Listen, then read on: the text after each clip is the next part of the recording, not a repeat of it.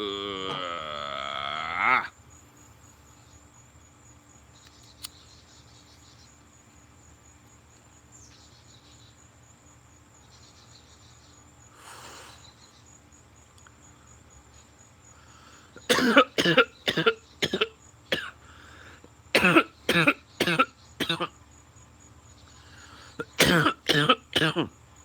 yeah. Yeah. Okay. Okay.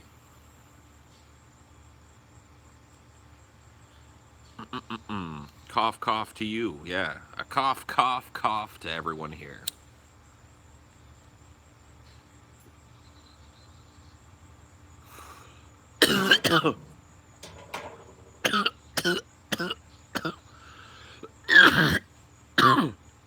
Whoa.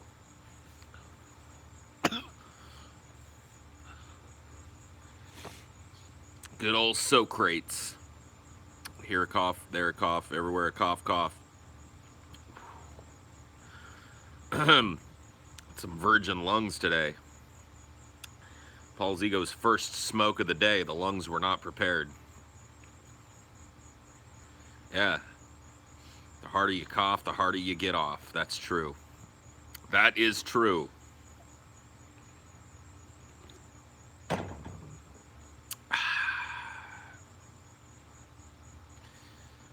Man, it is pretty fucking sweaty, nasty hot out here today. I'm starting to feel it now. It's starting to set in now. Hoping as like the sun goes down, it'll get a little better, but probably not. The air is too still, and the humidity is just like clinging. See the public space with David Duke? No, I didn't. I didn't. I don't care to.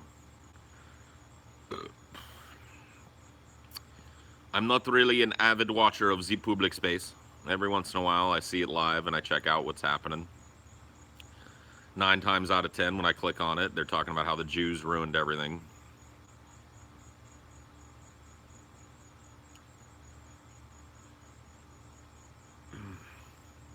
Yeah, man. Just can't believe about XXX Tentacion, dude. Can't believe it. Can't believe he's gone. Yes, I know who David Duke is. A fucking former governor, right? And member of the Ku Klux Klan. He's run for president a bunch of times unsuccessfully. Yeah, I know who David Duke is.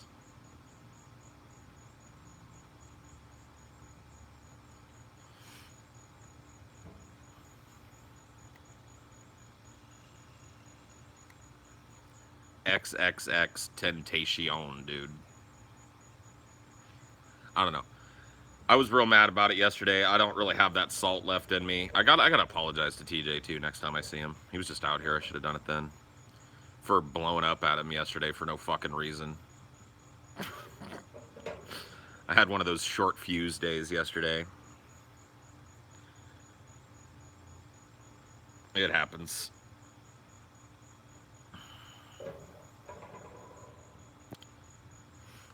DS9 listings are a little confusing. Can you help? Start with the one that says episode 1 on it and end with the one that says finale. I mean, it's one season of Deep Space Nine, 3 videos with us going through 6 shows apiece. We're going to upload a video tomorrow, probably before or after Flash Friday, explaining everything to people. Because people seem to not be mad that it's there, obviously. It's content on days where you normally don't get content. But they seem to be kind of confused. And that's our fault. We just haven't communicated properly, like, what's happening. So, we'll do that. Should you watch? You know, you could watch it along with us. If you haven't watched DS9 and you want to watch it, watch the first 6 episodes and then watch the first episode of our review. And then watch the next 6 episodes and then watch the second episode of our review and then watch the final 8 episodes or whatever it was and watch, you know what I mean? Watch it along with us. It's kind of what it's designed for, honestly. Is, you know, we say we're doing a review of episodes 1 through 6 of season 1. So you watch episodes 1 through 6 of season 1 and then watch our review and see if you agree. So you can do it that way. You don't need to finish any of the treks to enjoy it.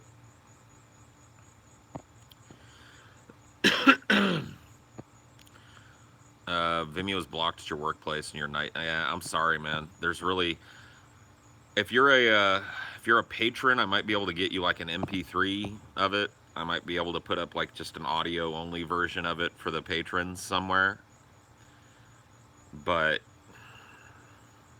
outside of that, there's really not a whole lot we can do. I mean, when YouTube fucks us over and blocks a show, we've only got, a few recourses of action. If it's blocked because of one little section, we can go in there and blur it out or edit it. But if it's blocked because of a bunch of different hits, like last night was pretty much every time we played a song, it got flagged. Even the ones we only played for 5 or 6 seconds, It's like our whole video is about that because we played 6 seconds of a shitty Vanilla Ice song. Our entire video is, owned by UMG. Retarded. It's a ridiculous concept. UMG has a special relationship with YouTube, so they don't even have to go through the normal DMCA procedure. UMG has tools to just pull down any video they want, and they're allowed to. They've got it, like I said, they've got a deal with YouTube that allows them to do that. So there's really no recourse. One of your videos gets blocked by UMG, they're the ones hearing the appeal. So it's like pretty much fucked. So yeah, we don't really have a whole lot of choice when something like that happens. We got to put it up somewhere. You could, download it, get off of your network and download the video to your phone. Get off of the Wi-Fi, use your data to download it, and then listen to it that way. That's a possibility for you.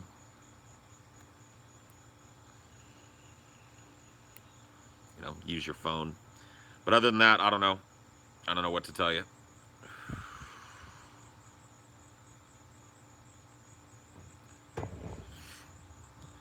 We're going to try and work on a better, contingency plan for when this inevitably happens with YouTube.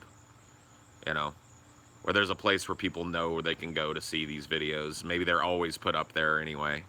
They're dual posted constantly, so if one goes down on YouTube, people know that they can go over to this other archive and see it. Our website that we're using to distribute things to patrons is going to change pretty soon, I think. And when it does, it might be something that we can use for patrons and non-patrons alike.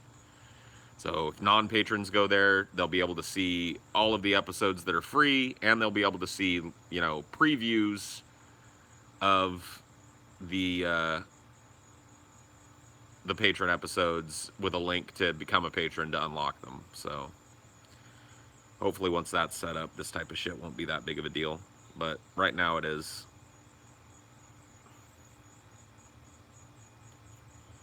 We're working on a DFF website, actually, which is going to eventually replace the Patreon archive we're using now.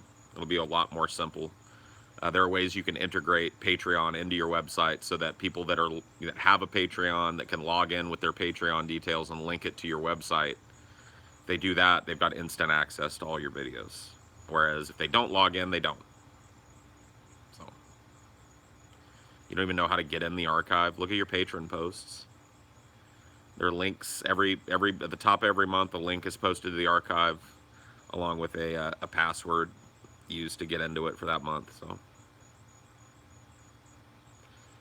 go look at your patron posts and find that post and get in there. You're planning on becoming one soon? Cool. You guys gonna do a counterpointless on TNG? I don't know. I think after we do this, depending on how far we get into DS9, I don't know if we'll end up doing the whole series or not. I kind of hope we do, because I'm enjoying it. But I got a feeling we'll move on to something different. I really want to try and do The Sopranos, honestly. I'm about finished up. I've got quite a few episodes left in Season 6, but I'm 2 or 3 episodes into Season 6. And I really like the idea of possibly doing the Sopranos as a counterpointless.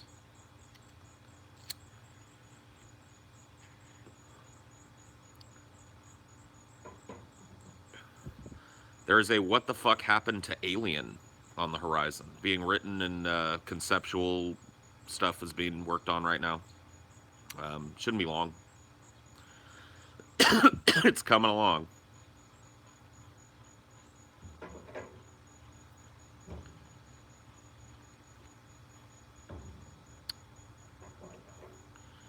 Becoming a DFF patron is totally worth it. You get your money's worth. I hope so, man. When we were talking about this Patreon and the way that we kind of redid things for the buffet, that's what we wanted. We wanted to just be a ridiculous deal. We wanted to give people who are fans of the show just an absurd amount of extra content, extra shows, extra behind the scenes stuff, extra side stuff, patrons only versions of things that we do normally, like Highdeology here. We just wanted to stock it with an absurd amount of extra stuff for people who are fans of us, and I think it has worked out well as that, at least so far. At least so far, it seems to be working better. You like the counterpointless about random topics? Well, we're going to do those too. I mean, I kind of see counterpointless shaping up to be a series review thing, but there's nothing that's going to stop us from doing one-off counterpointlesses where we argue about this movie or this concept or that. What the fuck happened to Nicolas Cage? Just too daunting of a project right now. Was looking down the barrel of like a 6-month fucking thing, maybe not 6 months, but just a ridiculous amount of time watching and writing. He's got like 80 films that he headlines, so it's like, in order to do it properly, I'd have to watch all those and then write a cohesive review of 80 films. It's just a lot going on. It's something I still want to do, but it's a side burner project now.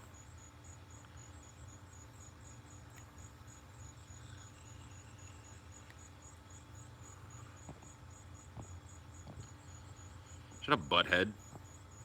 Shut up. Hey, butthead, shut up. Butthole.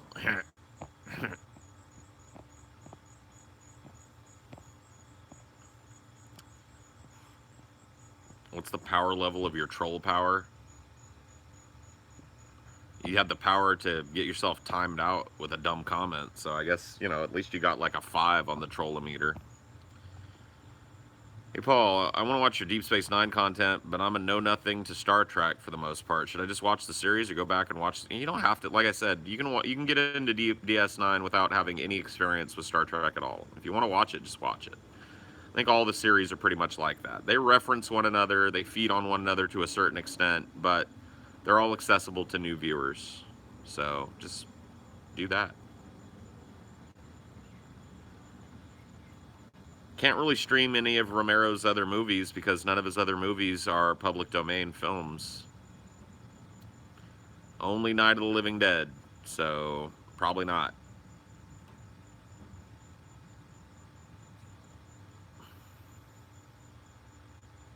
Look tired today? Yeah, I'm a little tired. I'm a little tired. Sleep schedule has been kind of wonk.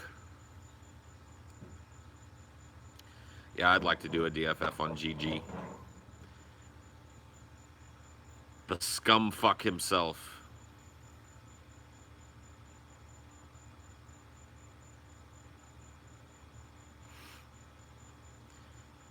No notification. What a bunch of bullshit. What a bunch of bullshit. What are you vaping? Bubblicious grape vape. When are you guys gonna poop on God's Not Dead 3, A Light in the Darkness? I mean, eventually we'll do it. We've done the other two, so we gotta finish the trilogy. How did you end up with Dionor? Bought him, saved him. So Ashley's little sister, her mom and dad have had a couple of dogs that have puppies, and we got Dionor from them. He was totally different looking than both his parents and all the puppies in his litter. They were all kind of fluffy little cream colored tiny little dogs, about half of Dionor's size. And he was this giant ball of like black and brown and white fluff. Totally different looking than all of them. Some kind of fucking mutant. He only had, yeah, that's right. Oh, I thought he had more than one, but they already gave away one of them. But you're right. Yeah, there was only one little brother, but we saw mom and dad. Mom and dad dogs were both scruffy little like dogs, about half the size of Dinor, cream-colored white dogs. The other little puppy was the same, and Dinor's like, hey.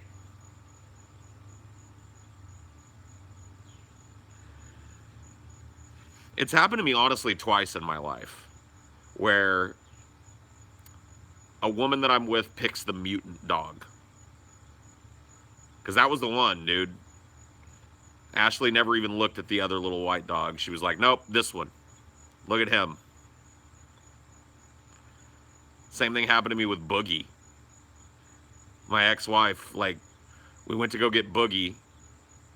Bunch of other little schnauzer puppies, all of them salt and pepper gray. Boogie's the only white one, the dumb one.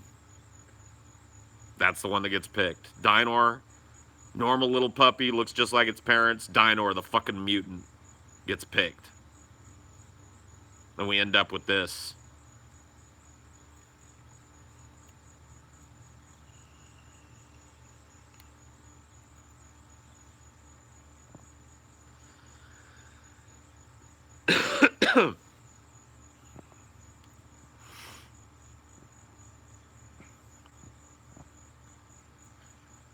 Said you neutered him, right? Did his behavior change? Not really.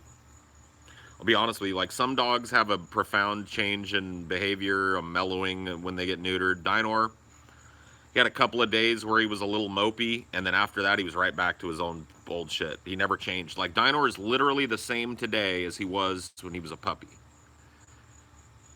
He has all the same little, they've gotten worse, but all the shit that he does now is shit that he did when he was a puppy. His personality has remained almost exactly the same. His habits have remained almost, he never grew up. He just remained like big dumb puppy.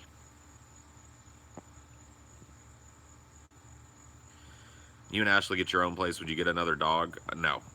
No, I'm not real interested in getting another animal of any kind, to be honest with you. Maybe like something small like Nova, like a lizard or some shit. Doesn't require as much attention, but I can not, barely keep up with Dinor as it is. Like, he and I are not even, like, we're at odds most of the goddamn time. How much money do the super rich actually give to charity to help poor people around the world? How much do you think, Paul? I don't know. There's probably numbers on that, at least estimates. I'm sure it's a profound amount. It's kind of like somebody coming and raping your mom and burning down her house and then handing you a handful of money at the end and going, hey, man, sorry about that. Sorry about that. Here's a wad of cash. Get you back on your feet. Here's a chunk of change. Eh? You know. Helps with taxes, too. Yeah, there's all that benefit.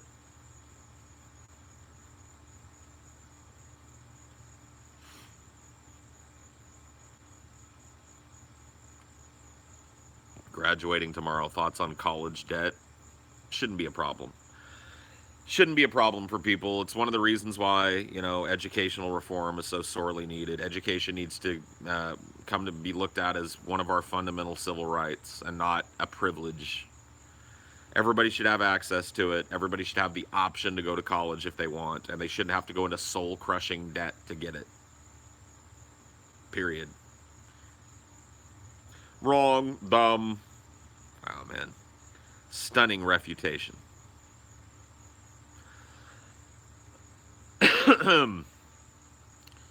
So this thing Trump did about the Space Force, I think it's a good thing. It'll make space... No, it isn't.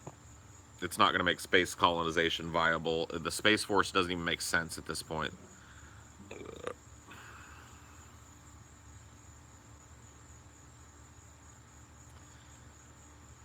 Here, college costs around $3,000. Is that per semester, or is that your total college education?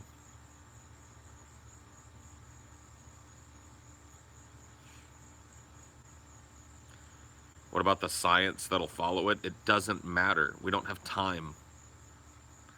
We do not have the time to escape this fucking rock in any significant way. We're fucked. We've doomed ourselves. Like, even if we all started pouring money into it, it's going to take us another 100 years to colonize anything. in a meaningful way. And even then, it's going to be a tentative thing at best to live in these places, heavily dependent upon Earth resupply. You don't understand. We don't have that much time to get our shit together.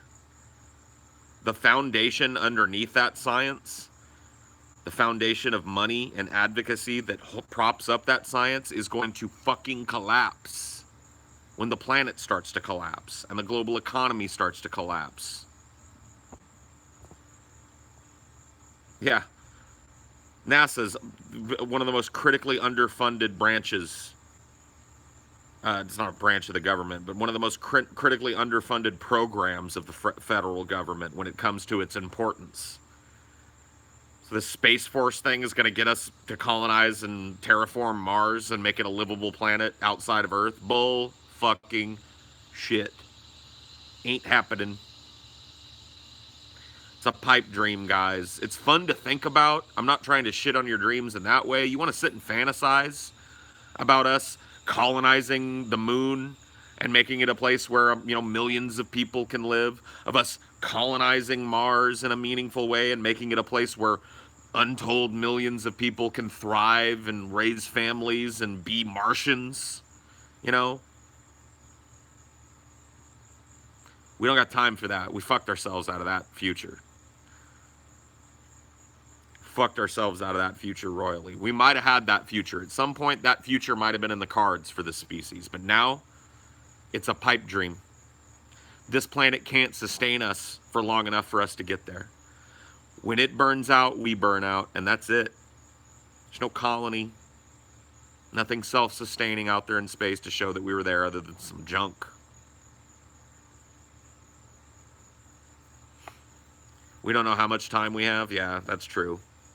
We might have 20 fucking thousand years left, and I might be talking out my ass. But climate science doesn't seem to think we've got anywhere near that. Their predictions have been dire, and all of them have been underwhelming in terms of the actual impact. Like, their predictions for the loss of sea ice were dire and scary. The actual loss of sea ice since those studies have come out has actually been double or triple what they predicted. So even the dire predictions that we're getting don't really seem to cover it. It's hard for us to notice because we live on a huge planet. And a lot of us live in relatively stable environments in the Western world. So the way that the ecology that we live in is collapsing, it's not apparent. It's like growing old. It happens a day at a time on a very, very minute level. And it's sometimes, that's why you have those moments as you get old where you suddenly look at yourself in the mirror and you're like, whoa, what the fuck? Because the change happens so slowly and so imperceptibly that you don't think it's an impact. But you're getting old, you're dying, your body is shutting down. It's the same thing with the planet. We're living on this planet, and our observation of the world around us is so limited that we can't really see the impact of the damage that we've done and how it's accelerating and how ecosystems are collapsing and how the temperature continues to rise and how the sea ice is melting at just unprecedented, unheard of levels. Like, this idea that everything's fine is based around this monkey brain idea that, like, looking around and going, well, nope, nothing's collapsing in my vicinity, so total bullshit. That's monkey thought. That's a chimp thought. My little territory here in the jungle is fine. There's no fires. There's no invading troops of chimps. Sun's up. Cicadas are humming. Crickets are chirping. The sun is, going below the horizon. Everything seems fine to me. That's what fuels this climate denialism. Where is it? Where's the climate change? Because when I was growing up, summer was hot just like this, winter was cold just like this. Everything's fine. Look around, man. You see any climate collapse going on out here? Let's take a look. See if we can find any climate collapse. You get any climate collapse out here? Hey, Squeaks. See any climate collapse? Any climate collapse going on? Climate collapse. Looking for some climate collapse. Dinor. Any climate collapse? Huh? You seen any climate collapse?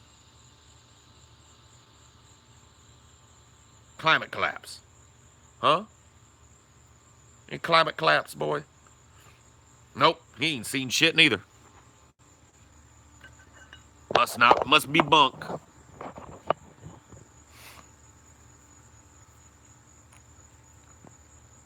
You saw two climates collapse yesterday? Holy shit. Really is getting bad out there.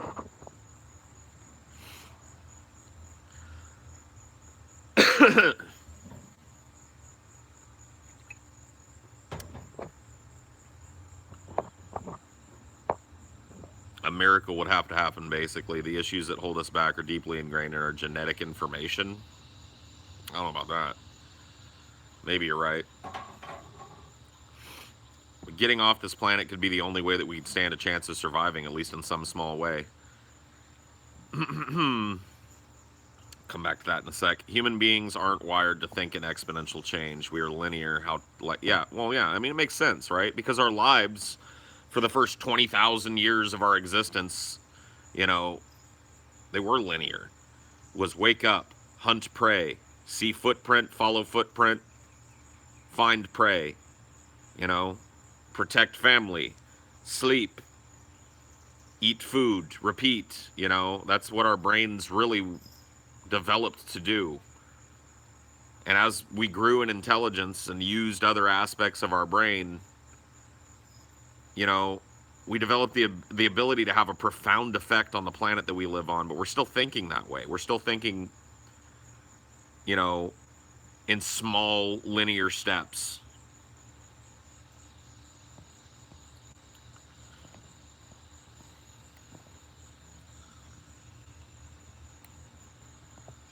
So you say we shouldn't try it? I didn't say that. I just said it's a pipe dream and it's not going to amount to anything. I didn't say we shouldn't try.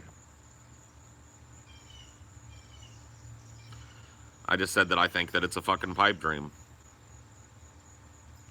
You could extrapolate. I think that we're doomed. That's my hypothesis. We're doomed. And if you wanted to get pedantic about it, that hypothesis would say that anything we do is pointless. Getting up out of bed and going to your job is pointless. We're doomed.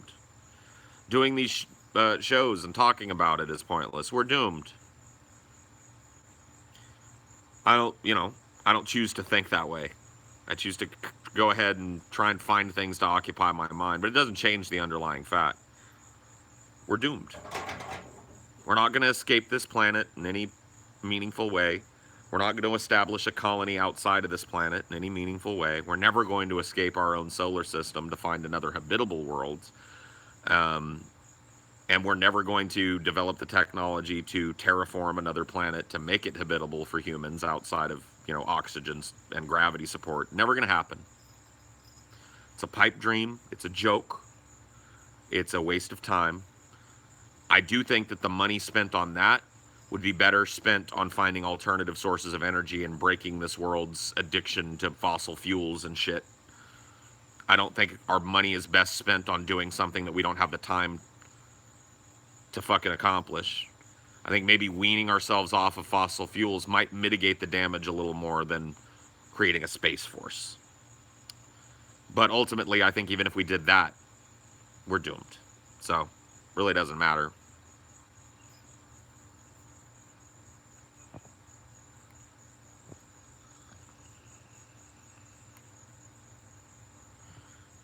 Think there's any chance we might make a self-aware, self-sufficient AI that will live on long after we're gone? Maybe. I don't know. That, I think, is a possibility. Machine learning is a huge industry right now.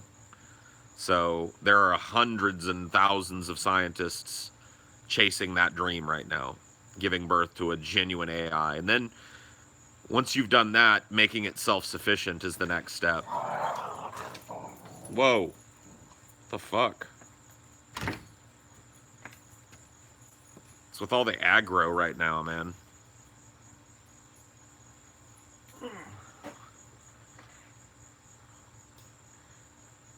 Nine Horse feeling like I was feeling yesterday. Man, I was, dude, everybody in my life caught shrapnel yesterday. I was an asshole to be around. I hate days like that. I thought it was pretty funny myself. Well, yeah, I apologize for blowing up at you, by the way. You didn't do anything to deserve a blow up. I didn't really blow up at you. I just blew up about what you were talking about in a way that was like, I was just like, wow, Paul's pretty passionate about this I for some wasn't. reason. I really wasn't. It was just, I was so angry yesterday. I had one of those days, man, when you don't want to wake up, dude. You know what I mean? Everything is fucked. Everything sucks. Like a chainsaw! It's one of those days when you want to justify ripping someone's head off, you know?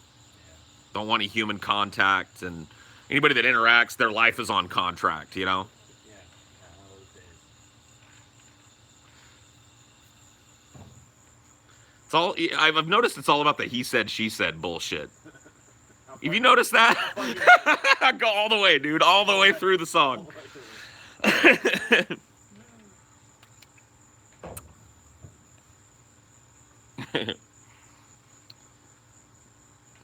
Yeah, I was, dude, I was a fucking cock smoker to Ashley. I've done that. I do that. I need to stop that, man. She's gonna leave me one day. Like, that type of shit is just gonna build up over time, and one day she's gonna reach critical mass, and she's gonna be like, I've taken one too many fucking angry rants from this fat old piece of shit that I'm fucking. I'm out of here. You know what I mean? Like, I know that. I just don't know how to change it, man. I'm such a fucking, I'm like a tea kettle. And everybody gets it.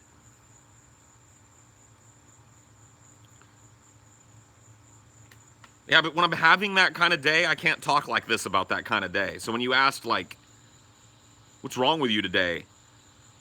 I don't have my finger on it. I don't know what's wrong with me. I'm just pissed off, and everything that happens pisses me off, you know? It seemed like tearing Vanilla Ice apart supered you up.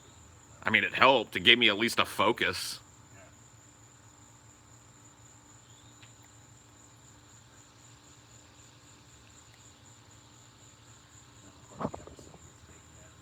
Oh, yeah.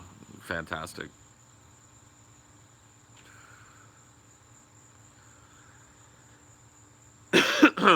When Paul is having that kind of day, he silences me in the chat over nothing. Oh. Well, here's another one of those. Here's another one of those. You asked for it.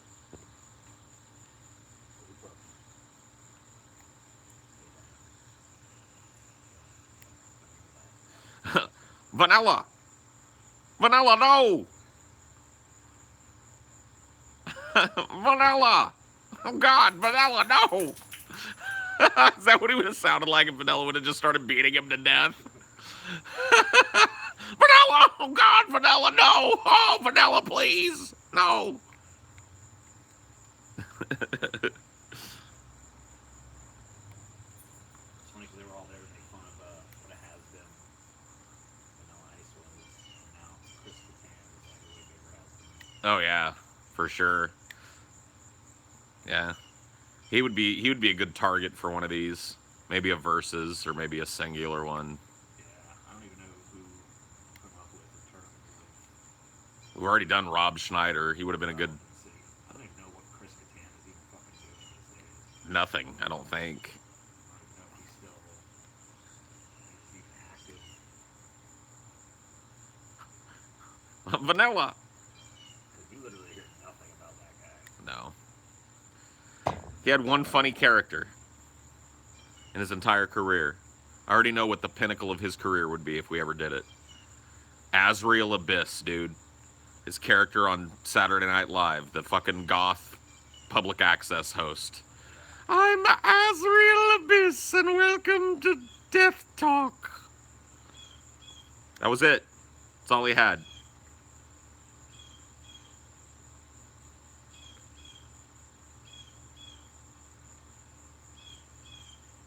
Vanilla Ice has more brains in his pinky than you have in your entire being. Oh yeah, dude. Yeah. He's a true genius. A true brilliant man. Mango, no. Mango sucked. You can't have the mango. You like? Oh, you want? Yeah? You can't have it. You can't have it, the mango. Boo. Who's more cringe, Vanilla or Adam Sandler? I don't know. They're both pretty cringe. I'd say vanilla. Vanilla probably wins because he's more irrelevant, you know. Yeah, and I can actually point to a few good things Adam Sandler's done. That's true. Yeah, he's been good in a couple movies. Dude, I want Neil Breen and Tommy Wiseau to join forces and see what kind of movie they make. That's a dream duo right there.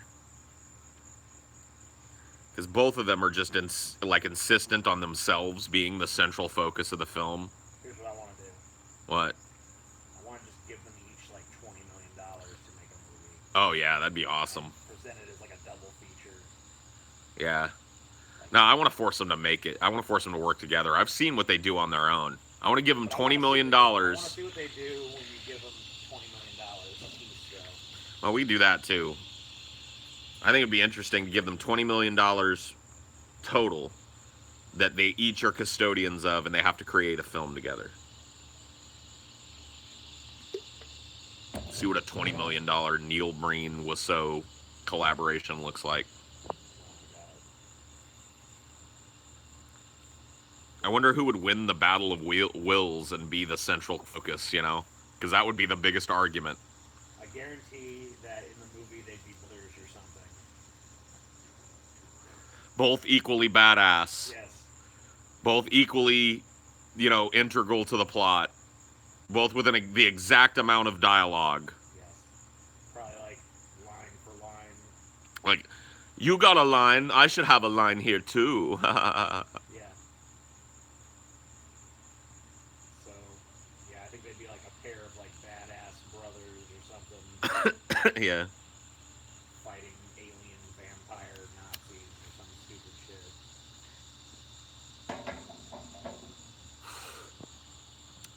Then whose name gets first billing too?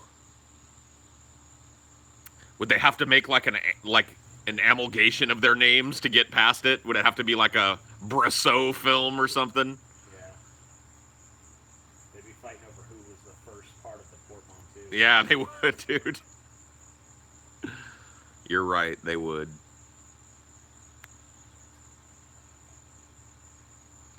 Tiny Tim rocked. I mean, he's a cool, like a really interesting character for sure. I don't know about rocking.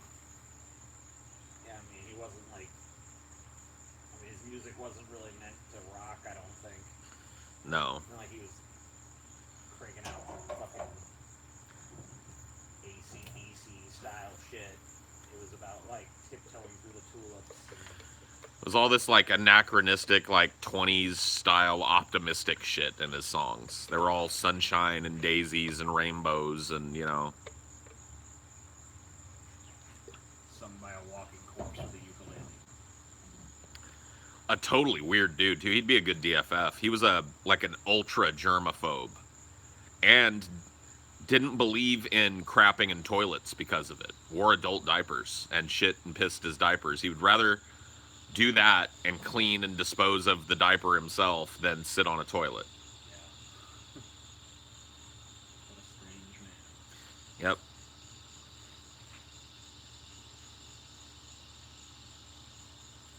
How is that cleaner? No, you can't really ask Tiny Tim. He's dead now.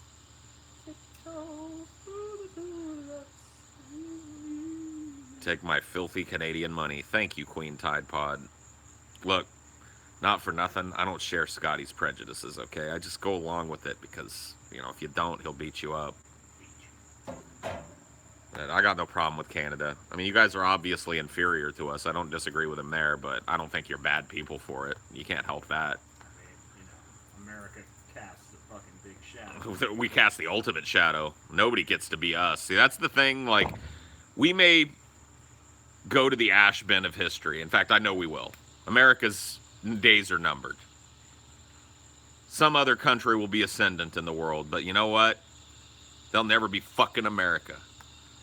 They'll always look back and go, God damn it, we never made it to that America level of fucking cool. That is one thing about the American Empire that will endure. We were the best for the longest. And we're the best, we're the coolest for the longest. Yeah. We had the perfect combination of militarism and stupidity and just like, like Escapism. if you see like a T-Rex piloting a fucking jet and shooting missiles at something, like that's definitely It's an American. no one else coming up with that shit. Yeah, all these other countries will develop their culture. Their cultures will become dominant, and they'll develop things that are cool. But all of those things will be tied to things their culture took from America when it was still a thing.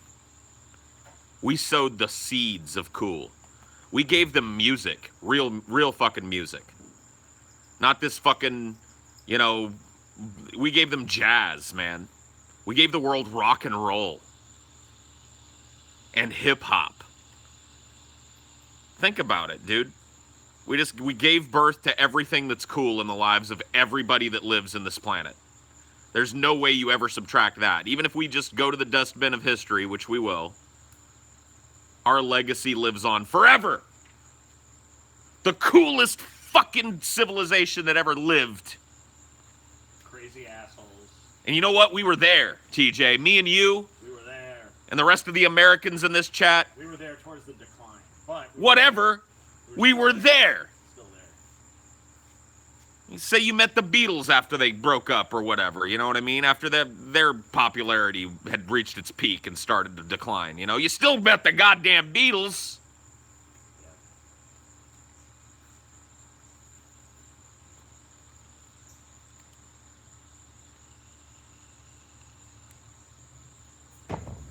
Yep. We were members of the coolest civilization that will ever exist on this planet, TJ. If this planet has a distant, utopian cyber future, the shit that exists in that future for entertainment will all be inspired by the culture that we were born into, TJ. Every last bit of it. All the infotainment, all the fucking video games, whatever those become, all the music. Yeah, we invented most of the popular genres of music. Yep. We invented film. Yep. We invented fucking electricity, goddammit. Yeah, fuck you guys. America's number one. Shitbags. We took this planet out of the goddamn Stone Age and brought it into the information age. We, yes, we.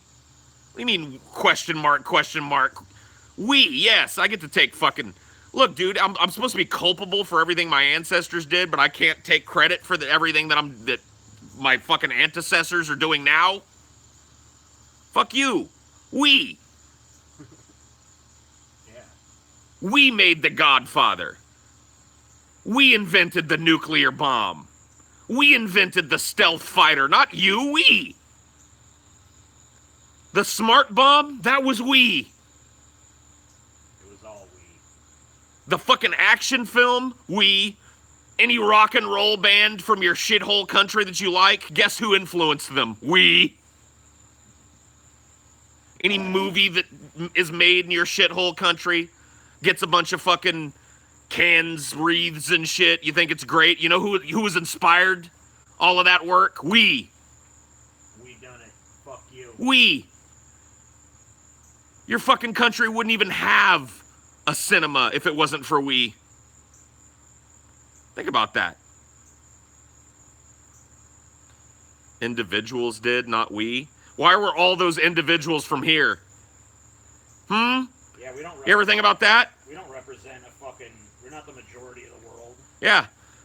We're not the majority of the world by a long shot, and yet all of these cool things, everything cool in the world happened here. No we, though. Nothing collectivist about that. Nope. It was all individuals. Fuck you. It's America that made those things. All those people were products of this place.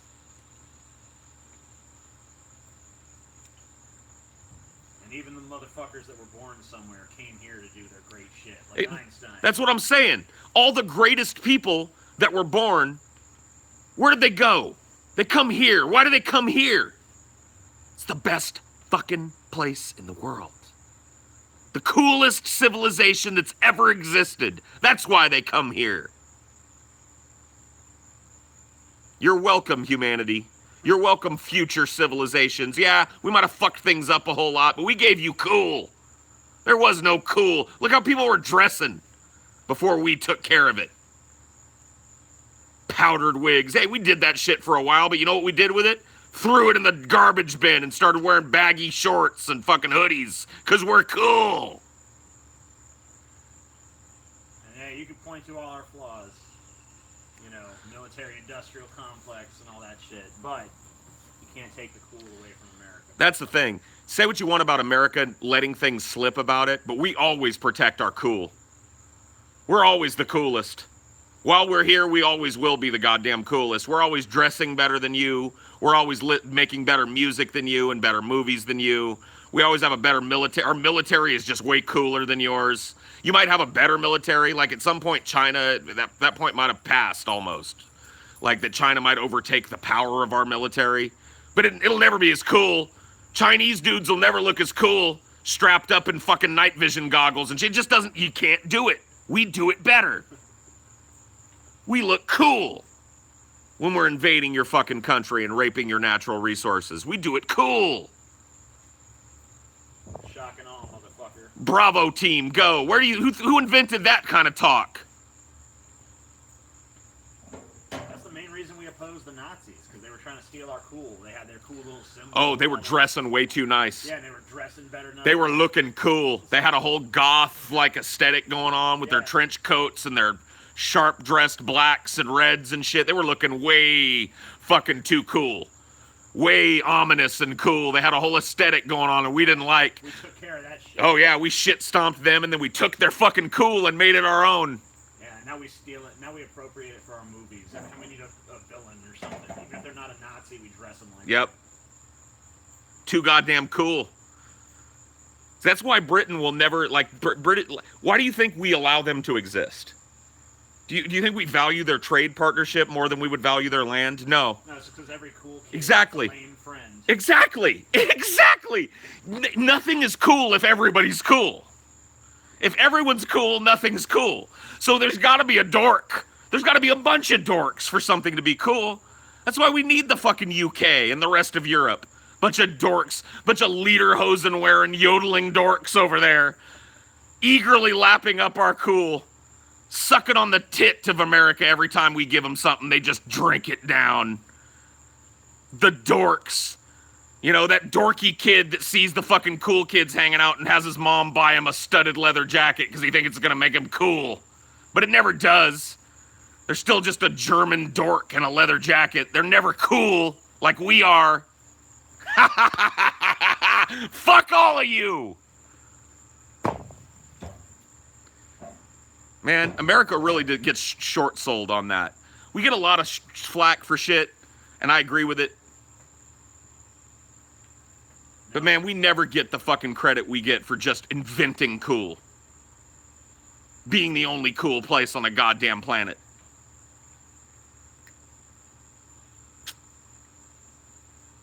Ingrates.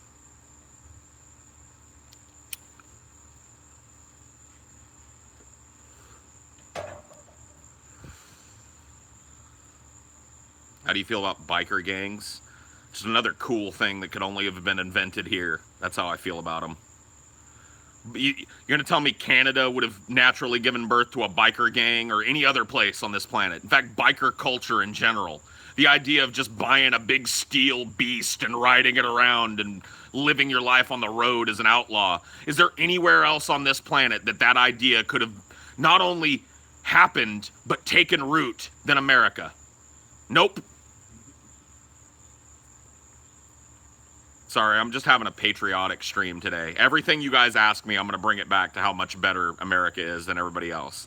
I'm feeling the patriotic fucking fervor today. All doing theme days. Yesterday was aimless rage. Yep. Today is fucking patriotism. Yep, mindless, unthinking patriotism day. I mean, I keep trying to find flaws in what you're saying, and honestly, even though you're being somewhat facetious. Oh, I'm not being facetious at all. I'm not being There's actually proof, honest man. about this. This is all true, dude. This is all true. We're just cooler than you. We invented the very concept.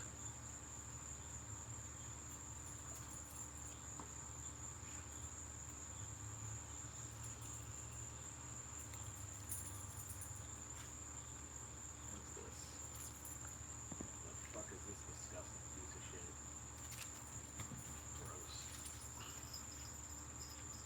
Gross. Black America is coolest. That's probably true, but they're still Americans, so Yeah, and if it not for the way we oppressed them, they never would have come up with blues and jazz and shit. exactly, man. TJ just made the argument that we made black people better by enslaving them for generations. I mean, the art speaks for itself, dude. Did Africans invent jazz? Yes, No. yes.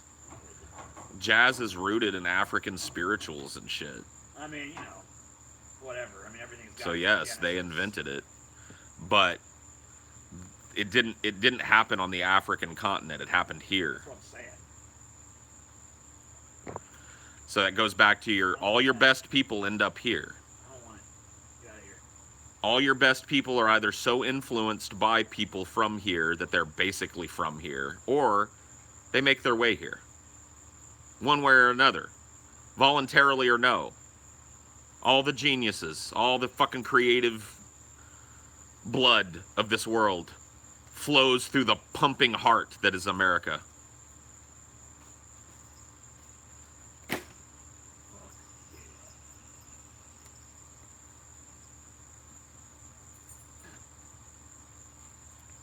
America. Don't put that on me. It's fucking gross.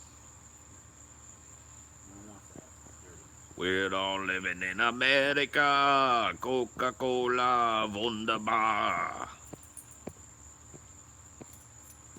Somebody said Coca-Cola Wonder Bra. No, that's not the lyric, dude. Wonder bra. It could be, but it's not. Ah, damn it. I don't want that nasty ass coated with 3 fucking thousand layers of dirt ball. Gross. Gross. Ew. I think he must have buried that in there like 6 years ago or something. Sal, go on about your business. Yeah, I mean, you can go play with that if Yeah. you want, but Go lick that and eat it. I don't want no part of what you're doing there. Alright, I guess give it to me. I'll go wash it off. Give it to me, Sal. Give. Where is it? Give it. He's got it. Give. Give. German, and at one point he actually does say Wonder Bra in there. Oh, that's cool. I didn't know that. I don't listen to that song all that much. It's not my favorite Rammstein song.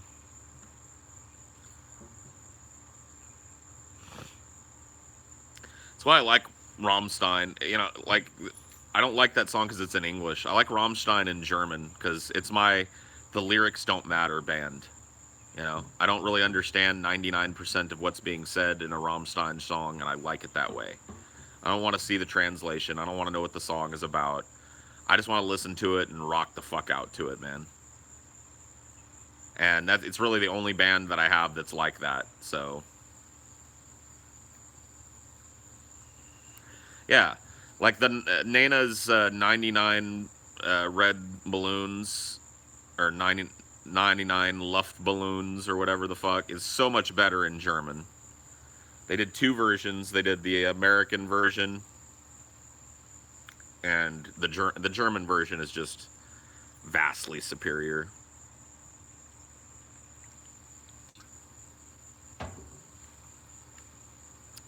I mean, I know what Du hast means, at least. 99 Strecklappballon. Eating Flock der Nickenhausen, Dangen, Dockewan, Deutschenhagen, Strudel, Du, 99 Strecklaffballon. Befen Aachen, Duchen, Fragen, Heben, Dusen, Lakel, Du. Dusseldorf, Pontafel, Du, don't,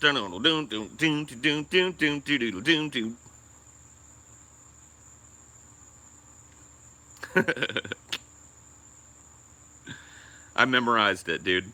I memorized the lyrics to it. Don't. What are you guys laughing about?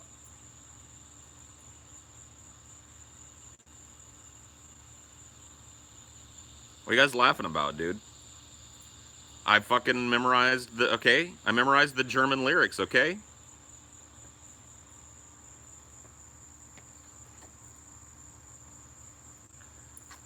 Whatever happened to One-Eyed Joe? I think he got married a long time ago.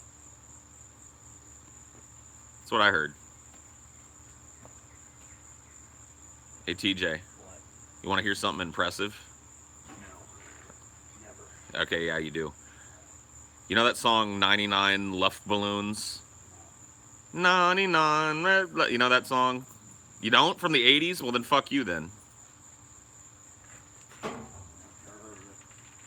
You've never heard of 99 Red Balloons? No. You've heard it in a million movies. It's like one of the most. Whatever. I've never heard it. I don't know Fucking what to tell you. TJ. Now, the joke doesn't work if he doesn't know the goddamn song. I just don't know how TJ has managed to not ever hear that song. Well, maybe I have, but it never stuck with me, I guess.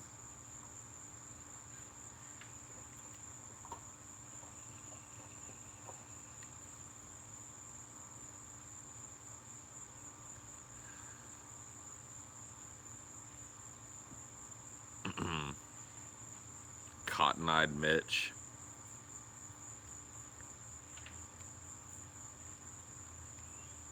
I feel like in German everything is gay. Wow. I mean, there's a lot of gay people in Germany. There's a lot of gay people everywhere. Everywhere's gay. It's not true. There's no gay people in Iran. Oh yeah, that's right. I forgot. Yeah, there's Moran Ahmadinejad's speech. Yep. Not a single gay person in Iran.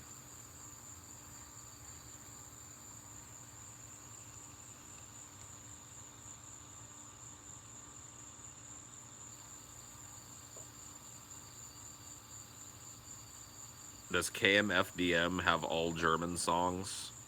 I don't know. I like some KMFDM, but I haven't listened to a lot of it, so I'm not sure. The modern Germans kind of suck. They were cool as fuck for thousands of years ago. I guess. I don't know. I don't know. I don't know a whole lot about the history of Europe, to be honest. It doesn't matter. Nothing cool ever happened there, so need to know the history of the place that invented cool. You know, I have a passing familiarity with American history, so done my due diligence. I don't need to know anything about Germany unless it intersects with America in some way. Because even the way that we dealt with the Germans for being cooler than us was cooler than they dealt with us. You know what I mean? Like we were just cooler. We were like, "Hey Germans, nice dress. Yeah, I see you got this military thing going on. Man, that's cool. Let us show you how an invasion works, though. This is how cool works. Storm the motherfucking beaches and just cut the head off the snake. Just a grinding war filled with heroes, bloodshed, new weapons of war invented, huge dog fights over the skies of fucking Europe, huge fucking aircraft carriers and submarine fights and shit. We just outcooled them. Yeah, we were like, we usually don't fuck with our fellow white people, but In this instance, in your case, we're making an exception. You're trying to be cooler than us. Yep. I don't think so, bitch. let's just show you that, like, yeah, you might have had some cool fashion shit there for a second, but outside of that, we cool. We cooler. We way fucking cooler than you.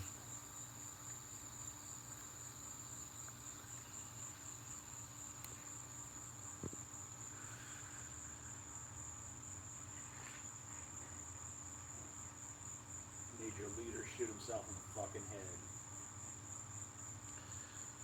Yep. He had no point. He had no choice. He'd been shown how uncool he was. Like, people think Hitler killed himself because he was sad about his empire failing, but no, it was because he thought he was cooler. This whole time, he thought he was the coolest motherfucker. He's looking around at how people were dressing and all the cool iconography he'd made and the uniforms and all that shit. And he's like, man, I'm fucking so cool. And then America came over and cucked him. You know? He saw their prowess in battle. He saw their POWs and the way they handled themselves with poise and grace, like they were all just Clint Eastwood, you know? And it reached a point where he was just like, I was wrong. Germany was never cool. I was never cool. Yeah, get back to your fucking wiener schnitzels and shit, bitch. And that's exactly what happened. Get back to Germany's now just like a tourist trap filled with old-timey looking fucking yodeling huts and shit. Have some Wiener Schnitzels. We turned them into a fucking destination for us to go roam around and look at all the great battle sites that are coolness fucking leveled on Germany. Yeah, remember that time we fucked your shit up? Yeah. Pretty cool. Sent you back to peasant times with all your yodeling and your fucking sausage making and shit. Yep. Now you're just basically a theme park for us. How's it going, Europe?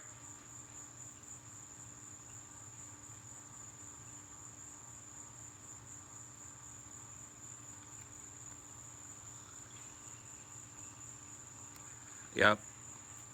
Europe land. It's basically just like the biggest Disney World ever. Come see Europe land.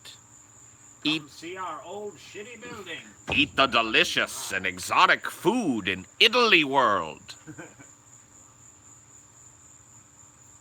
It's like Olive Garden for the whole country. Enjoy the frigid weather and dry humor of England land. Awesome.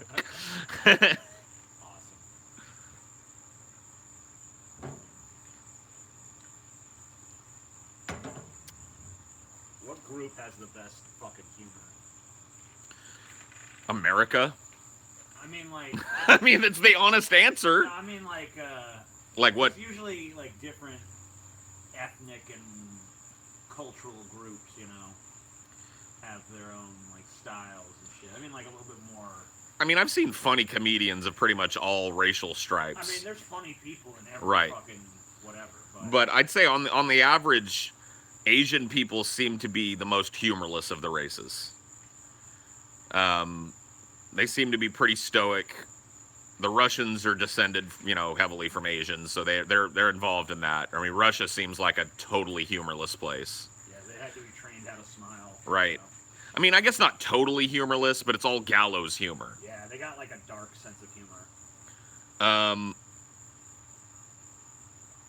You know, Africa, it's hard to tell because Africa has just never really had the chance to develop into a cohesive industrial nation. We see like black style of humor here. We see what African descended people do in other countries, and they're fucking hilarious, right? Yeah, I mean, some of the best comedians of all time. I mean, yeah. So, I think we can extrapolate that if that country had made it to a full-fledged, westernized economy, you probably see a lot of funny black people in Africa. A lot of comedy clubs and shit. Do you think that the black people that are here in America have that sense of humor though because of the traditional sardonic look at being the bottom of the barrel in society for so long? Sure. Oh, absolutely. A lot of the humor that you see a lot of black comedians do is all kind of bottom up. Yeah, it's all kind of looks on their own culture and like kind of being on the low rung of the totem pole and the hierarchy of American cultures and shit. Jews are funny. Jews are hilarious. That they might actually take the taco, honestly. That was kind of what I was thinking when I asked you, because I think the Jews are the funniest fucking people. I mean, you think per capita there are more funny Jews than any other racial identity? I mean, there has to be, because they're so fucking dominant. They're such a small percentage of the world, and yet they occupy so many positions in entertainment. Yeah, I mean, What do you think that is? What do you think? Do you think it's the same thing as the way? I think it's because the historical oppression of Jews has made them. That's a huge part of it, but I also think it's because like Jews on average average have higher IQs and stuff. So you think that high IQs dictate funny? No, not Because I necessarily. don't. There's some There's people. some people I know that are stupid as shit that are hilarious. Oh fuck yeah, man. I mean, there's some people. I don't want to make it like But I you can mean, extrapolate like some like Bernie Mac. yeah, Dude probably didn't have a super fucking high IQ. I mean, maybe he did. I don't know. I can't really point the finger. But I'm just saying he probably didn't. he was hilarious. Hilarious motherfucker. Yeah. You know. But what I think of the reason I mention the high IQs of Jewish people is just because I think that a lot of Jews who get into entertainment and comedy, they're able to Work the dissect system. it more. Oh, I thought you meant they're able to understand because that old stereotype of Jews being business people, A lot of the that is a true. lot of the Jews involved in comedy are writers, like they're comedy writers as opposed to performers. You know, and some of them are I mean, so performers, many of them are performers too. but a lot of them just write the jokes. I think they just have an ability to, dissect what makes a joke work. Hmm. Yeah. But obviously there's cold, humorless Jews as well. Right. You know, Or yeah. I don't know. I wonder if that's why though. I wonder if it's because of the historical kind of oppression. yeah, it seems like oppressed groups tend to be funnier, have better art in general. Well, don't oppressed groups need humor more than non-oppressed groups do? Yeah, I mean, humor. especially when you think about humor as being something that oftentimes comes from suffering. I think all of it does, honestly. I think humor evolved from our need for a balm for the psychological suffering of life. Our need to look at the reaper basically and laugh. Yeah, I think that's why humor came about. I think the first joke that was ever told was told to commiserate with somebody about some unfortunate thing that happened. It was like some dude was carrying a rock and it fell on his toe, and another caveman saw it and was like, oh, Thag hate it when he drop rock on toe. Would rather drop rock on head than toe, Another caveman is sitting there holding his toe and goes, ha ha ha, yeah, ugh, know what you talking about. That was like the first joke. It was all about commiseration. It was all about applying a little bit of salve to one of the psychological wounds of being a human being. too bad rock no fall on mother-in-law's head. Yeah, Fag wish toe had been mother-in-law's face. Yeah, that's what humor is, man. So I guess it stands to reason then that you could make a hypothesis that the more historical oppression and degradation a racial group has gone through, the more likely they are to produce a really funny motherfucker. Even generationally down the line, it seems to be maybe not passed in the bloodstream, but passed via word of mouth, passed generationally by learning, having those people that were really close to the oppression raise a group of people that don't have to deal with it on the same level. Also speaks to how it takes time for that oppression to lessen too. People that are distant from the worst of the oppression still deal with the aftershocks of it. The Jews not excluded, black people. I mean, every racial group, at least speaking here, that's been oppressed still deals with that bullshit on some level.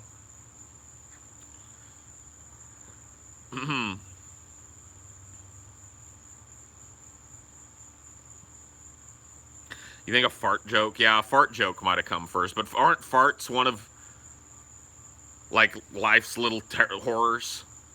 In the end of it, it's like, yeah, we're just sitting around with one another, and now I gotta smell particles of your shit. Farts are just another one of life's little horrors that we all have to deal with, and we've made them funny. They're not really funny. It's gross that you're smelling another person's feces, They're little particles of another person's doo-doo floating around in the air, going up your nose and into your lungs and shit. That's gross. That's just another gross thing you have to deal with being a human being. but farts are hilarious. Because we have to look at it that way. We have to make them fucking funny. Otherwise, we'd all just be catatonic from having to smell other people's shit all the time. You know, we gotta make it funny. We gotta make farts hilarious. You know, there's gotta be divorce jokes because divorce is a terrifyingly emotionally destructive thing. There's gotta be rape jokes because rape is a horrifying thing. Murder, you know, all these horrible things that, you know, a lot of these hilarious jokes are built around. Why do you think that is? It's what humor is. You know, it's like a prescription drug for the disease of being a sentient human being that has to deal with all these horrible things. It's like, oh, you're a human being? Have to watch war and hunger and pestilence? Have to watch all your dreams crumble around you over and over again. What? Cold pockets. Oh, yeah, cold pockets. Definitely. That's when humor really reached its Yep, apex. hilarious, TJ. Cold pockets. Hilarious. Cold pockets. Sexual assault is not funny. Yes, it is, contextually. I've laughed at rape jokes, and I bet you have too. Anything is funny in context. That's one of the beautiful things about humor, is that nothing is off limits. Even more so than just everyday free speech. Humor is a naturally boundary-pushing enterprise. It's natural for a humorist to defy the expectations of his audience or her audience. That's what humor is meant for. It's meant to push people's boundaries. It's meant to make people uncomfortable. What was it that George Carlin said? It was like, if you don't think rape is funny, imagine Elmer Fudd raping Porky Pig. Right. Oh, no! Yeah, I mean, it's hilarious. The idea that there's some taboo subject that can't be funny is just a lack of imagination. It's what makes humor foundational to the human experience. Nothing is off limits. Even the things we avoid talking about in polite society for fear of being... Sometimes that's the funniest shit. Oh, yeah. People are so fucking wound up about it. Well, not only that, but comedians aren't bound by that. When you're standing on stage in front of a mic, in front of a bunch of people that are there, you know, to have you make them laugh, you're not bound by those same social rules. Everything's on the table. Nothing is sacred. Nothing is taboo. That's why. If you're a good comedian, you can make people laugh about any motherfucking thing in the world. That's why it's so distressing to see so many people trying to, silence certain comics. Can't joke about rape.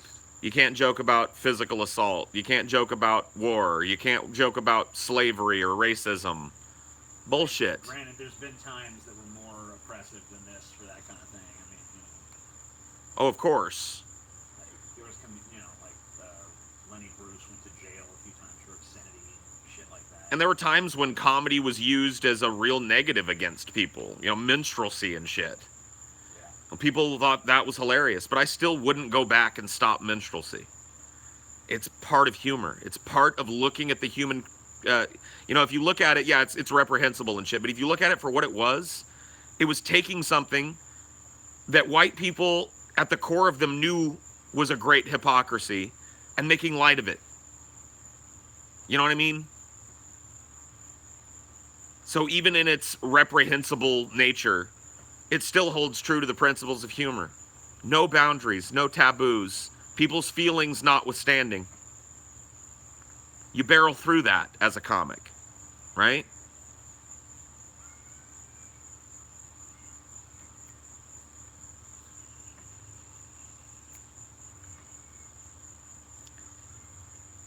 I don't know. I just think it's way more important than people give it credit for. And I think humor is just absolutely foundational to human existence. I think people, even in China and Russia, people are laughing. Yeah, I mean, like, I don't know if you ever seen the movie Kung Fu Hustle or not. Yeah. But that's a Chinese film, and I think that film is fucking funny. Oh yeah, of course. You know, it's a universal human truth. There are jokes being told in these remote African villages that are living basically in the Stone Age. There are jokes being told in these undiscovered tribes in the Amazon. For some people don't know a lot of, when the Jews were put in the ghettos, before the concentration camps, like Warsaw and shit like that. Yep.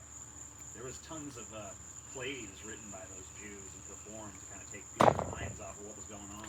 Well, there's that movie Life is Beautiful that's about that. Yeah, well, I mean, the whole thing is though that the vast majority of the plays that they wrote were comedies. Of course they were. You know, Because comedy is the escape. It's our only escape in times like that. Gallows humor is the original humor. You know what I mean? There are soldiers that are in foxholes together joke. They make jokes about the crazy situation they're in and the people that they're fighting. Why do you think that is? You know?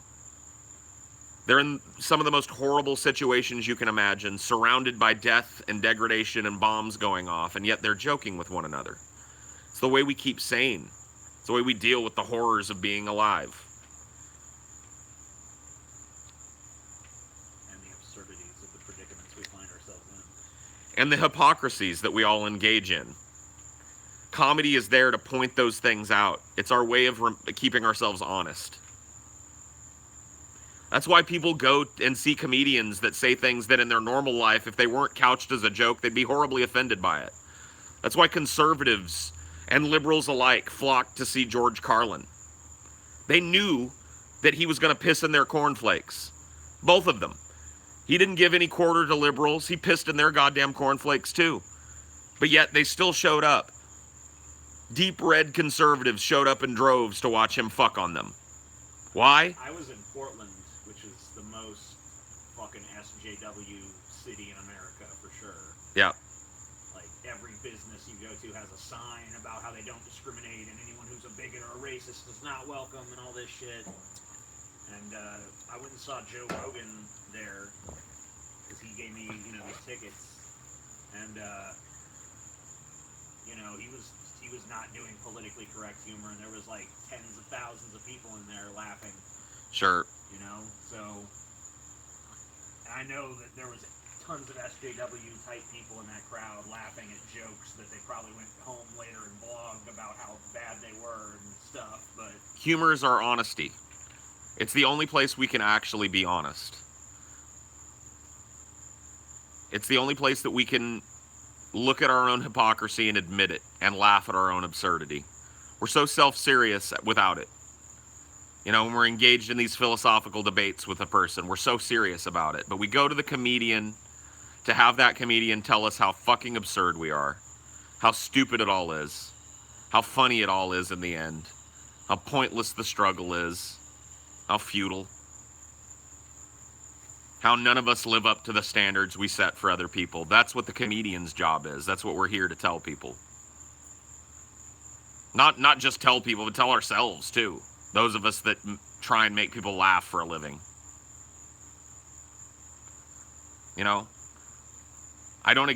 try not to make arguments that I exempt myself from, and the same goes. Especially not about human nature. The same goes with humor. I mean, the people that are creating this shit are exercising their demons too. It's not just catharsis for the people that are consuming it. It's catharsis for the people that are creating it. You think I don't get some kind of release from ranting and raving about social issues on the show or here on Highdeology while trying to make people laugh about it? You don't think that that's my way of dealing with all the horribleness? Of course it is.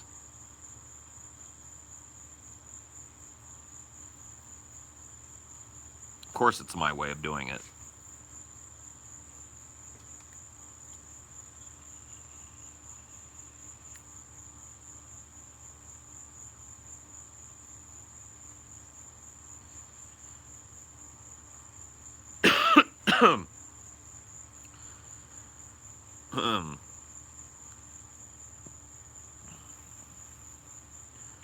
Who's the funniest Asian comic? I don't know. I'll have to think about it. I gotta take a leak though and grab a drink, so I'll be back. Listen to the crickets. Listen to the crickets, y'all.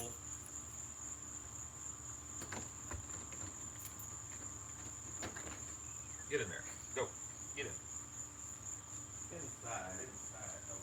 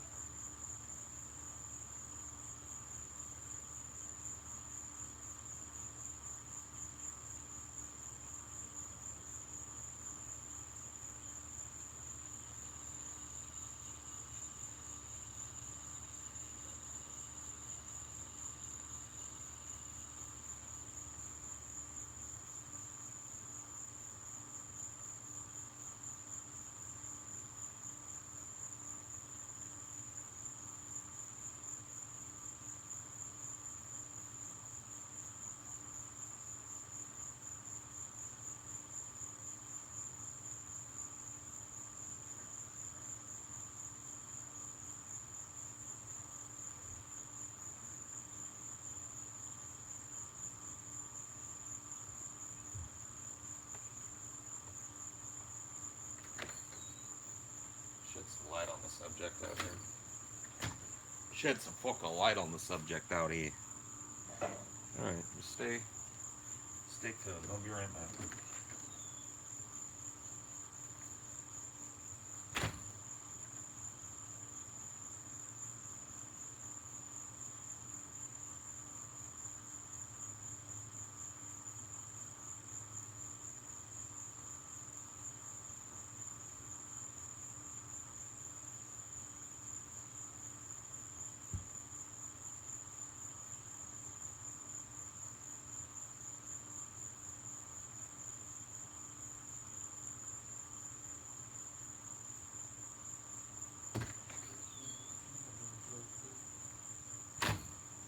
Spending that money.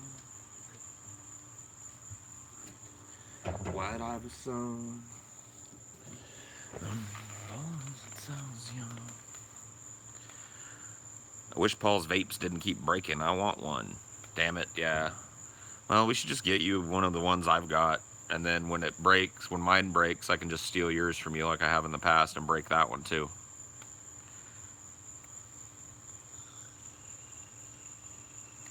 The extreme ice.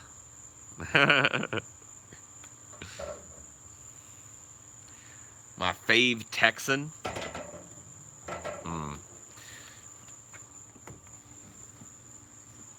My fave Texan.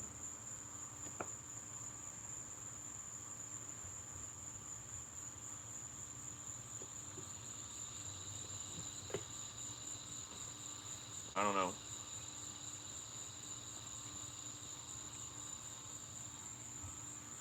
I don't know, man. Some ASMR for you guys that like it.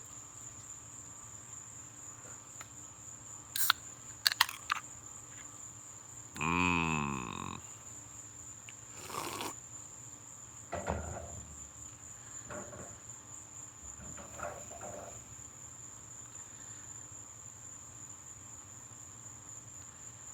I'm just hard on them. I carry them around a lot. I'm clumsy, so I drop them a lot. This one I haven't dropped, but I have it in my hand a lot during the day, so the paint on them usually gets worn out. Like this one's getting all fucked up already. I haven't dropped it a whole lot, but I've, it's fallen over a couple of times and shit.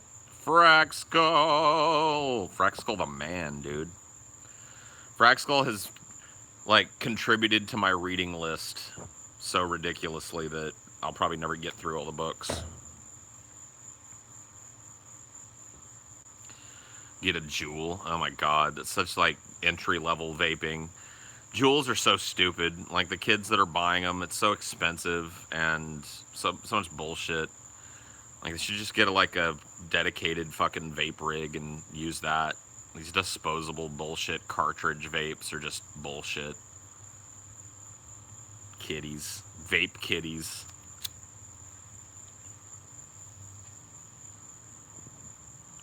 Do you know you can make hash oil with vegetable glycerin? Yes. I've never done it. I've never known how to do it. I want to make... You can actually make THC e-juice with vegetable glycerin that, if you do it right, you can just put in a rig like I have and get high. That would be cool.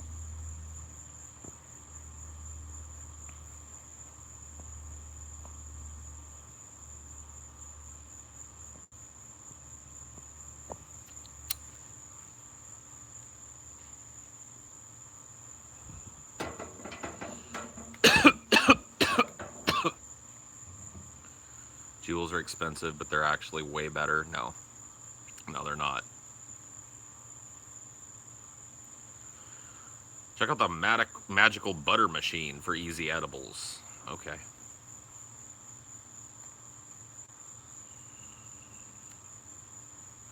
I got my Juul on the dark web. Paul, why did Deep Fat Fried re-uploading a Cinema for Cynics video? You guys are going to get a full explanation of that, but basically, Cinema for Cynics is migrating over to Pessimist Productions. It doesn't make sense to split the content anymore. I haven't, because of the obligations of the other stuff that we do, I haven't been able to keep that channel going with enough content to justify its existence. But I've established some things over there that I think are good, that I think our fan base likes. So, What the Fuck Happened and movie reviews and Pitch Wars and Counterpointless are all moving to the Deep Fat Fried channel. It'll be on days when you don't normally get an upload from us. So, just extra content throughout the week. So, on days, if you're not a patron, you only hear from us on Mondays and Wednesdays. Well, now you'll get something on Tuesdays or Thursdays or Saturdays. Won't that make DFF cluttered? I mean, cluttered. If you're just a fan of the show, then you just watch the shows. If you like the other stuff, there'll be playlists on the channel for Pitch Wars and Cinema for Cynics content, and there'll be, stuff for, it's kind of like a little different taste of content. Like fucking, Flash Fried being more current events and political shit, and Deep Fat Fried being more of a, an examination of a topic from whatever angle we choose. And now you're getting some movie and TV show commentary, dedicated content for that with these personalities. So if you don't like it, you don't watch it. If you don't like Pitch Wars, if it's not something you're interested in, you don't watch it. You just tune in on Mondays and Wednesdays for the show like you usually do. I really don't get, like, the argument against putting stuff up on the channel. I don't get why more content would ever be a bad thing. Like, even if you just hate the Cinema for Cynics stuff, like, even if you're not interested in the movie reviews, you're not interested in Counterpointless or Pitch Wars or any of the other stuff that's going to go up, then you don't watch it. You just find something else to watch on those days. You go, oh, it's a Counterpointless. I don't like that. I'll wait till Wednesday when my fucking, when Flash Fried comes on, or I'll wait till Monday till the actual show's on. Not everything is for everybody, so. But my feed, get out of here. Get out of here.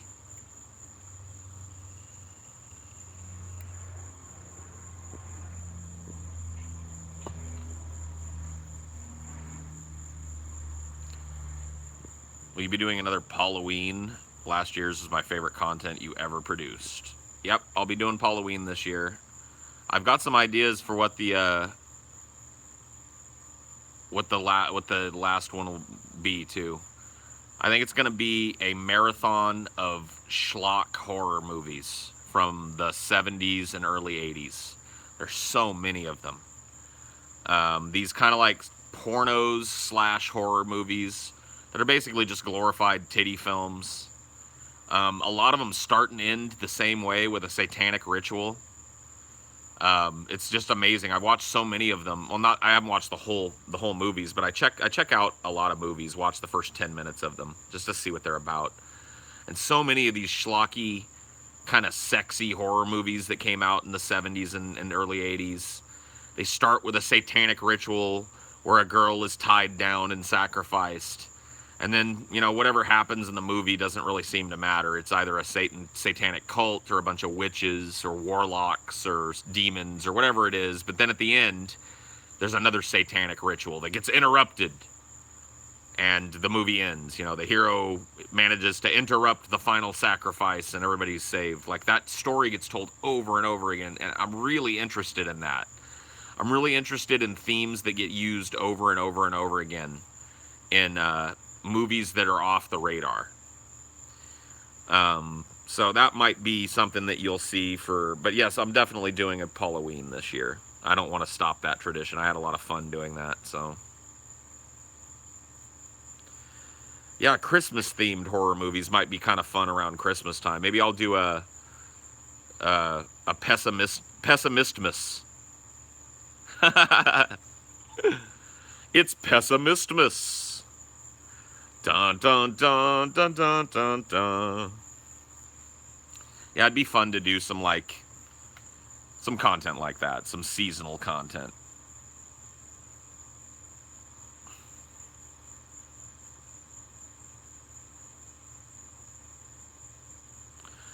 pessimismus. Let's see, what else could we call it? The Holidays. What about the Holidays? Is the Holidays better than pessimismus? Bum bum bum bum bum bum bum. It's time for the holidays.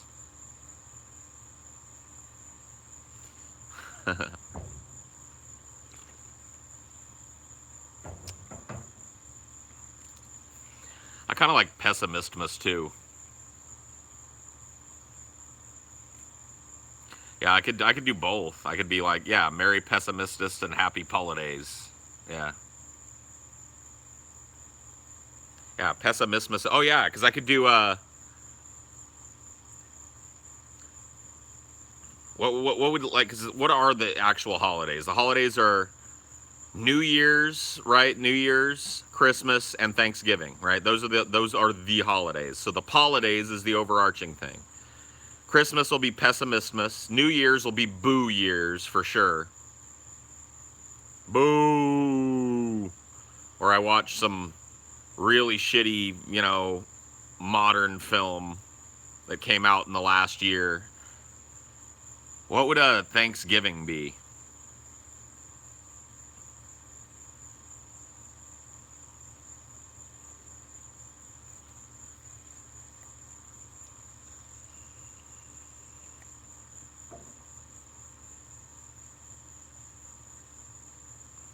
Ungrateful theft.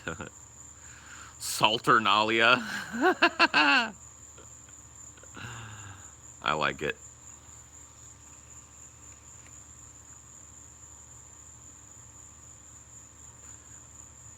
Thanks for nothing. Yeah, I like that. We'd have what would the theme for that be though?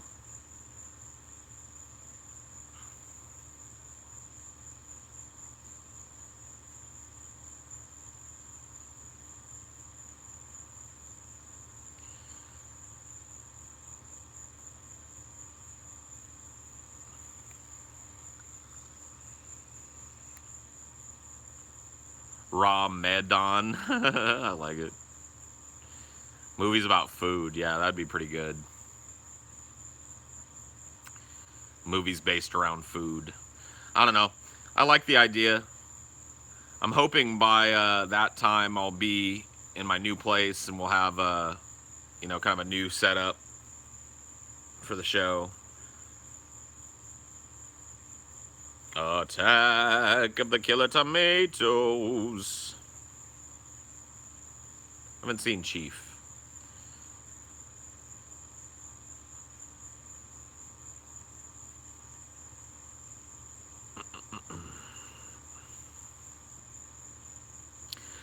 Thanksgiving up. I like it. I like Thanksgiving up, dude. That might be the one. That might be the winner. That might be the blue ribbon baby right there.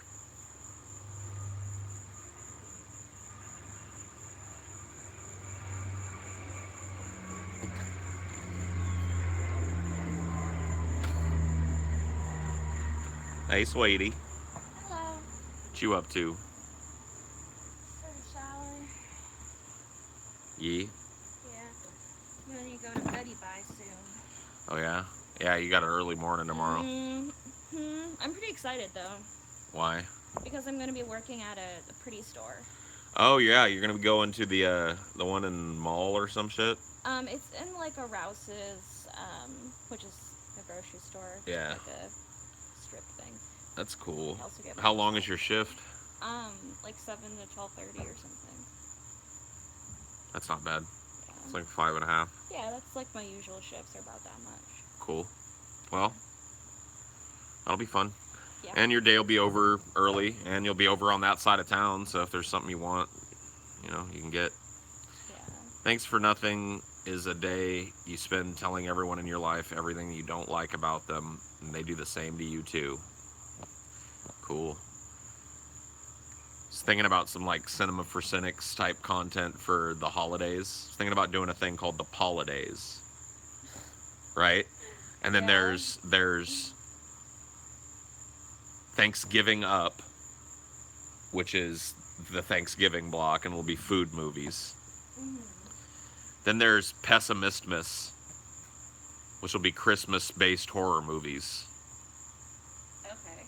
And then there's Boo Year's Day, which will be terrible films from the previous year. Yikes. The holidays, dude. Look, my shoe is on camera. Scandalous. Ew. Nice Skechers. Yeah. Dude, there's some people that are like so happy about seeing your foot right now, I bet. Let's see. It's not like a naked foot, though. Some of them don't need that, dude. Some of them like to look at like a smelly shoe on a foot. And they're like, oh yeah, but that fucking shoe smells so fucking gross. Shit, Chelsea's in the chat. What's up, girl? Dude, Chelsea, you need to come back. This whole fucking place feels off without Chelsea. It does. Her presence in this house is so low-key and chill, but it's so needed. You come back tomorrow, right, Chelsea?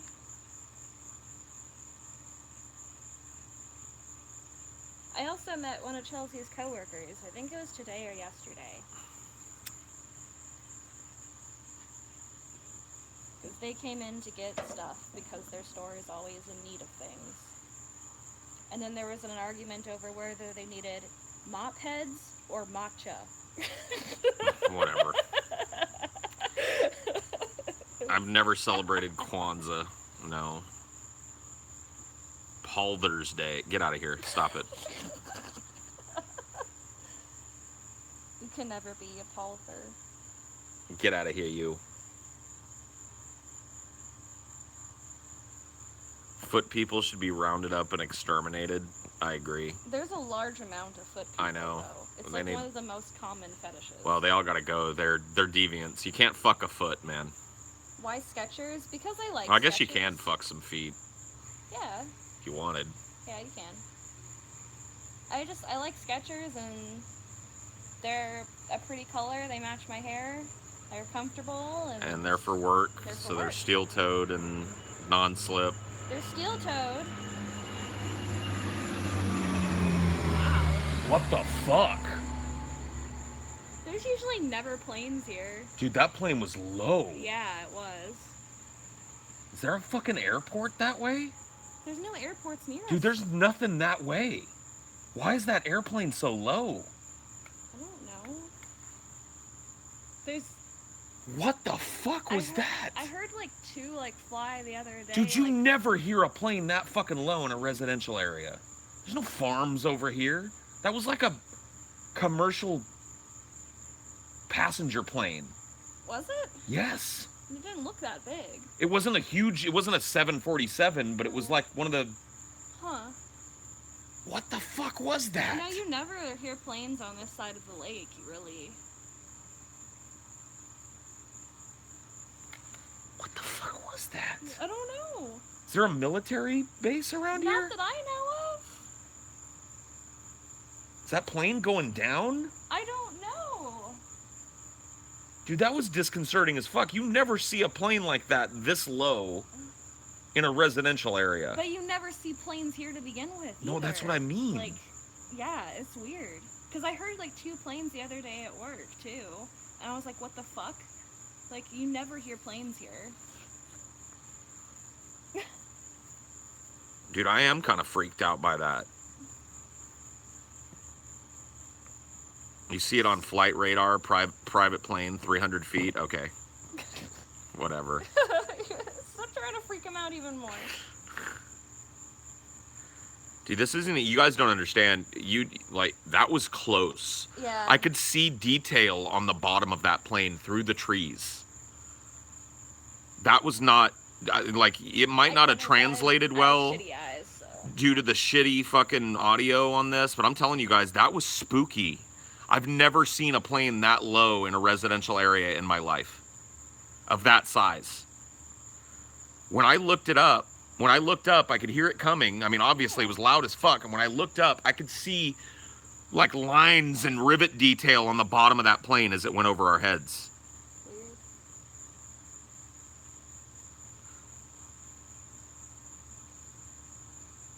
The fuck was that? I mean, if it was crashing, then I mean, if it was going down, is it heading? It's not. It's heading inland that way, right? that way that's towards That's away from New Orleans, which is inland. Madisonville. Well, yeah. That what I'm saying is that's the inland part of fucking Louisiana. We're on the. Or wait, are we on the south side of the lake, or the north We're on side? the north side of the lake. Okay. Well, I get fucked up. I know, it's okay. So it was heading south. It was heading, I think it was heading more towards, like, see, this is us right here. That's Madisonville. I think it was heading towards, like, that way. So maybe it was going south. I don't know. But So it's heading towards the ocean. it's heading Well, it's heading towards lake. West. It's heading what? west. So you think it crossed us like this? I think it crossed us like this. Wait a minute. Hold on. This is that way. Right? The causeway from us is that way. Yeah, like, I don't know. Right. So we go like that and we're on the causeway. So basically that way. It was heading that way. So away from the causeway. So it was crossing us like this. Yeah, but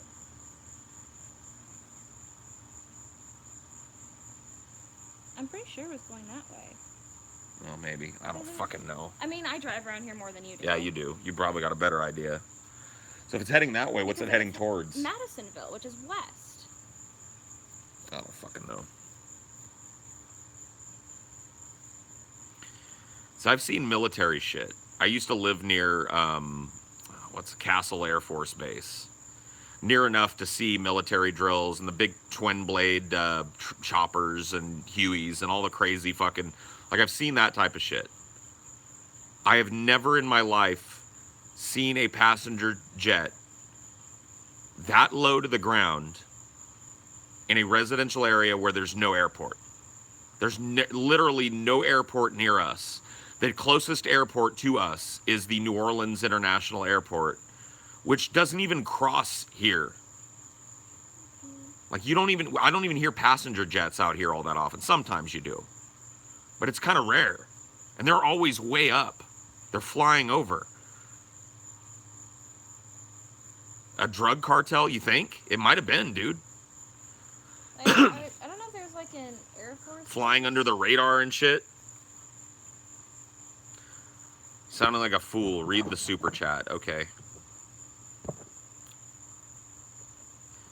Hopefully the plane crashes. Fuck them, naughty priest.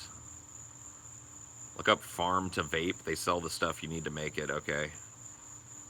Oh, shit. There's a lot of these. Are you building a DFF website or hiring it out? I'm not going to talk to you about that. Obama said USA was only reason Ebola was handled. What? Okay. You can get all the opiates you want here, too. We got rid of pain. Okay. Yeah, that's true. America. I think suffering creates the best art. Well, obviously. Farm to vape. 4th Marine Corps Air Wing is stationed in Louisiana, Paul. Wait. It's coming back. That's not it. That's a different... Are you sure? Look up. Yeah. No, it didn't go right over the house this time. No, that was higher up. So it might have been the same plane, but it was way fucking higher up. Yeah. Well, it was also further, so. Yeah, it was in a different trajectory from us. Did it have 4 engines? If so, it was a C-130. I couldn't tell how many engines it had. It went over really fast. I mean, once the stream ends, you can go back and listen to I it. mean, yeah, maybe see if you know a lot about planes, you can go back and listen to the engines. I couldn't tell how many engines were on it. Like I said, it's just really rare for anything like that to pass over us here. We don't see a lot of military activity. I know that there's military bases in Louisiana. Just this area seems to be pretty free of that. Hold on. Man, that's just like weird. Also, the fucking crickets are loud, too. That's got me all fucking disconcerted, man. That was just a weird experience. Yeah. I mean, like, I don't see any Air Force bases. It's just, like, recruiting and stuff around here. And, like, the National Guard or some shit. But not near us. He says the 4th Marine Corps Air Wing is stationed in Louisiana, so maybe they're on a base for another, maybe a branch of the army or something.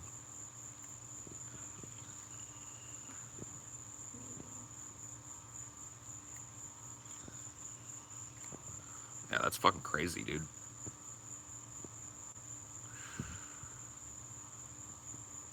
I'm not, dude. Quit telling me to calm down. I'm gonna ban you. No, I'm not gonna ban you. I'll time you out for that. Tell me what to do. Corpse. I can talk about what I want to talk about. I can be amazed by something. I've never had a plane that large pass that close over my head while sitting in the backyard of any house. So it was a new thing to me. Deal with it. Okay, it says that it's headquartered in New Orleans, Louisiana. What is? The 4th Marine Aircraft Wing. So they must use part of the airport there then, maybe, and maybe it was. Yeah, maybe it was just a military operation or some Yeah, shit. but that's all the way across the lake. Well, I mean, that distance is not that far when you're in a fucking jet. I guess. I mean, it's like 25. I mean, they're gonna 28 do miles. maybe they were doing like an operation out over Lake Pontchartrain Maybe, or whatever the maybe fuck. they're looking for people. They're not. They wouldn't use a jet to look for a person.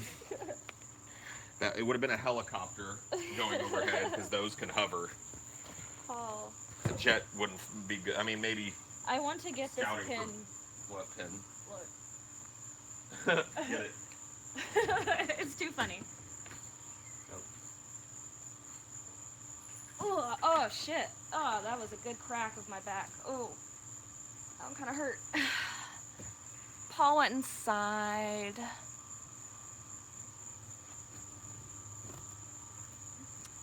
He'll come back, I guess.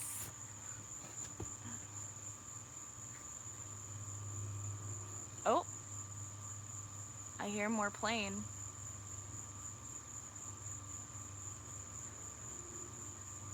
It's coming near.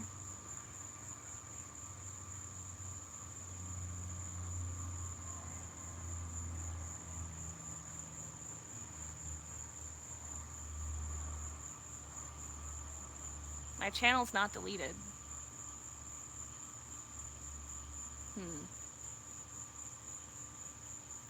Now trailed off. Team Ashley, woo, yay! Who knows what the fuck it is, y'all?